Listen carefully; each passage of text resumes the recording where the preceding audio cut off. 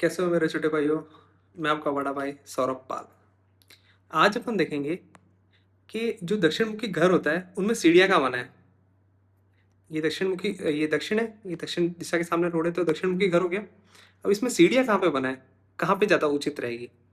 ठीक है, तो अब जैसे यहाँ से रास्ता है तो ये एक एग्जाम्पल करके बताया। तो दोस्तों कुछ एक सीढ़ियों के बारे में मिथ भी होते हैं, उसके बारे में आपको थोड़ी बात बताना चाहता हूँ। मतलब अवधारणा है जो सत्य नहीं है, भ्रांतियाँ हैं। ठीक है, वो कुछ इस प्रकार से है, जैसे सीढ़ियों की संख्या कितनी होनी चाहिए। तो कुछ लोग कहते हैं कि इतनी होनी चाहिए कि उसमें 3 का भाग दें तो 2 बचनी चाहिए, जैसे 8। अब 3 का भाग देते हैं, 3 दूनी 6, पीछे कितनी बची 2। 8 में 3 का भाग देंगे तो क्या होगा, 2 6 और पीछे बचेंगे 2। वापस बताता हूँ।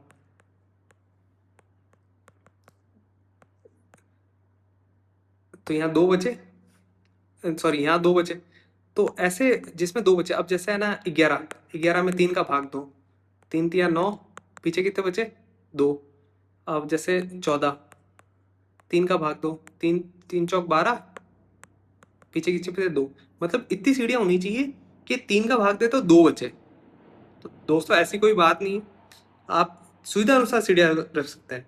ठीक है, खैर आगे बढ़ते हैं। और दूसरी एक भ्रांति है कि सीढ़ियाँ इस तरीके से होनी चाहिए कि अगर आप अपना जो पहला पैर है ना वो घर के अंदर रखें, पहले टप्पे पे, और फिर उल्टा टप्पा रखें, मतलब लेफ्ट पैर रखें, फिर राइट पैर रखें, लेफ्ट पैर रखें। फिर जब आप घर में एंटर करें तो वापस वो राइट पैर आना चाहिए। तो मतलब विषम संख्याओं में सीढ़ियाँ होनी चाहिए, ताकि यार घर में प्रवेश करते टाइम भी सीधा पैर, प्रवेश पहले टप्पा पे पैर रखते टाइम भी सीधा पैर रहे, और जब अपन लास्ट वाला चढ़े तब भी वो सीधा पैर रहे। तो दोस्तों ऐसा भी कोई ज़रूरी नहीं है। और एक और चीज़ है कि जो सीढ़ियाँ होती है ना वो हमेशा क्लॉकवाइज होनी चाहिए, मतलब घड़ी की सुई की दिशा में। मतलब सीढ़ियाँ ऐसे चढ़नी है आपको, ऐसे चढ़ेंगे नहीं।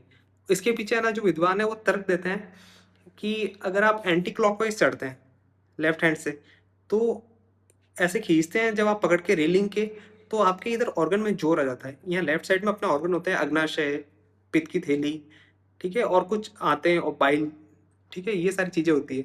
ये जो पाचक में सहायक अंग होते हैं वो। तो दोस्तों ऐसी भी कोई बात नहीं है, कोई अंग नहीं दबते। अब जिसकी उम्र हो गई है तो उम्र के साथ दिक्कतें आती है, वो बात अलग है। पर ऐसे किसी की नहीं आती है। मैं दशकों से मेरे जो घर में रह रहा हूँ वहाँ एंटी क्लॉकवाइज सीढ़ियाँ है और ऐसी कोई दिक्कत नहीं आई है। उम्र के साथ जिसको आती है उसको आती है। ठीक है, ऐसा कोई जरूरत नहीं है। तो आप मतलब क्लॉकवाइज भी सीढ़ियाँ बना सकते हैं और एंटी क्लॉकवाइज, सुविधा अनुसार। ठीक है, अब एक चौथा बड़ा मिथ है कि जो आपकी सीढ़ियाँ हैं तो इसके नीचे जो जगह होती है ना, यहाँ पे टॉयलेट नहीं बना सकते आप। तो दोस्तों ये भी बिल्कुल गलत बात है।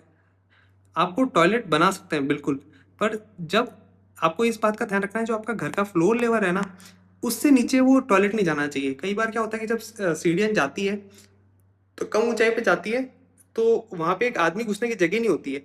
तो टॉयलेट को क्या करते हैं, थोड़ा नीचे कर देते हैं उस फ्लोर को, और फिर वहाँ टॉयलेट लगा देते हैं। समस्या वहाँ शुरू हो जाती है। अब मान लीजिए कि आपने यहाँ सीढ़ियाँ बनाई, तो ये मध्य उत्तर है, यहाँ पे सीढ़ियाँ ऐसे बनाई ऐसे बनाई, तो इसके नीचे अगर गड्ढा करके आपने थोड़ा टॉयलेट बना दिया तो कोई दिक्कत नहीं है। मध्य पूर्व में अगर आपने सीढ़ियों के नीचे टॉयलेट बना दिया तो कोई दिक्कत नहीं है। समस्या तब हो जाती है जब आप पश्चिम में सीढ़ियाँ हो उसके नीचे टॉयलेट बना दो और नीचे जमीन से 1-1.5 फुट नीचे ले लो, नैऋत्य कोण में बना दो, दक्षिण में बना दो, तब बहुत गहरी समस्या आती है। मतलब गहराई के अनुसार जो उसके प्रभाव होते हैं तब आते हैं। अब यहाँ पे अगर टॉयलेट बना देंगे तब तो पुरुषों पे विपरीत प्रभाव पड़ेगा, दक्षिण में सीढ़ियाँ होगी और नीचे करके टॉयलेट बना दिया तब महिलाओं पे पड़ेगा, और अगर यहाँ रह दिया तो दोनों पे पड़ेगा भयंकर। तो इस कारण आपको ध्यान रखना है। आप एक चीज़ का ध्यान रखें कि जब भी सीढ़ियों के नीचे टॉयलेट बनाएं, उसको फ्लोर को, जो आपका घर का फ्लोर है ना उससे नीचे ना जाए, और कोशिश करें वॉल माउंटेड ही कमोड लगाएं।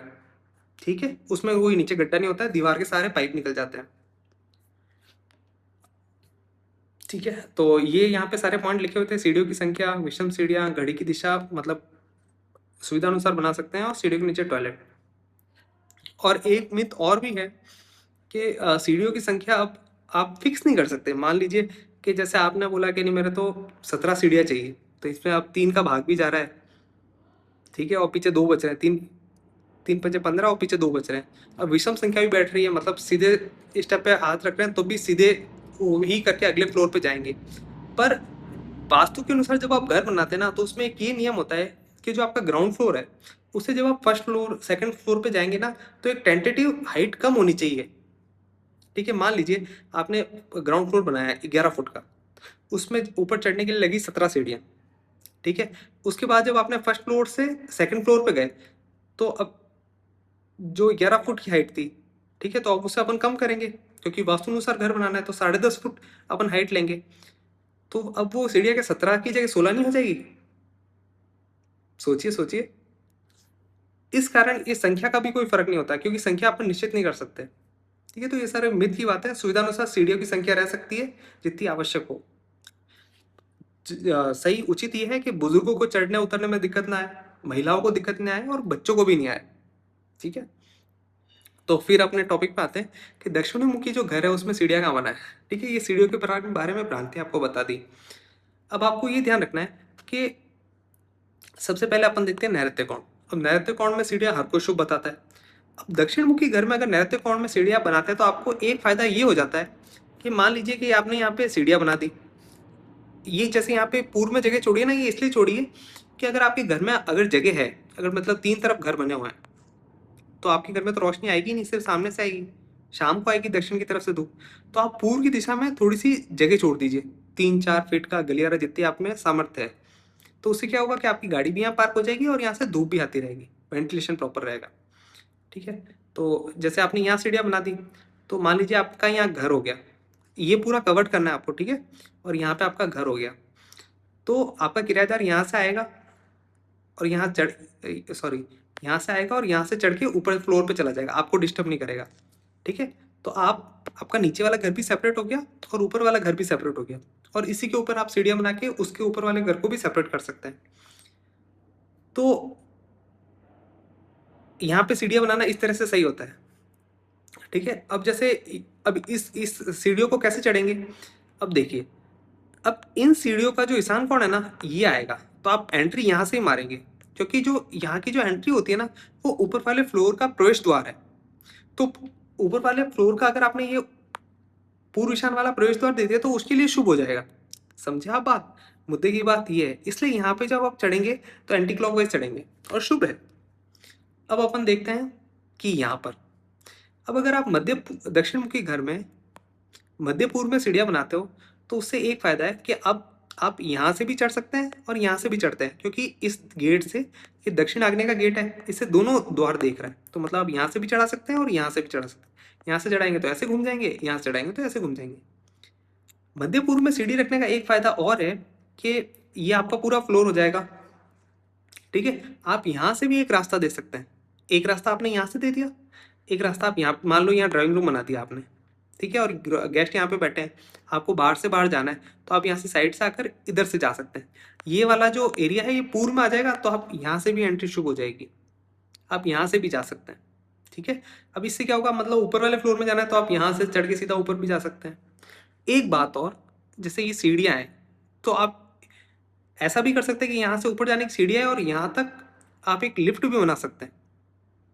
ठीक है, तो जो लिफ्ट का पिट है वो यहाँ तक शुभ रहेगा, इससे आगे जाएंगे तो यहाँ पे अशुभ है, पर आप थोड़ा यहाँ तक बना सकते हैं, तो आपकी यहाँ सीढ़ियाँ भी हो जाएगी और यहाँ पिट भी हो जाएगा, तो दोनों शुभ हो जाएंगे। ठीक है, यहाँ पे आप क्लॉकवाइज भी जा सकते हैं, एंटी क्लॉकवाइज भी जा सकते हैं, और यहाँ लिफ्ट भी शुभ है। आप इनको 2-3 फुट यहाँ आगे पीछे कर सकते हैं। ठीक है, इतना मार्जिन है। अगला सबसे बेस्ट पोजीशन है पश्चिम में। ठीक है, अब पश्चिम में जब आप सीढ़ियाँ बनाएंगे तब आपको ध्यान रखना है कि इसका ईशान कोण ये बैठ रहा है।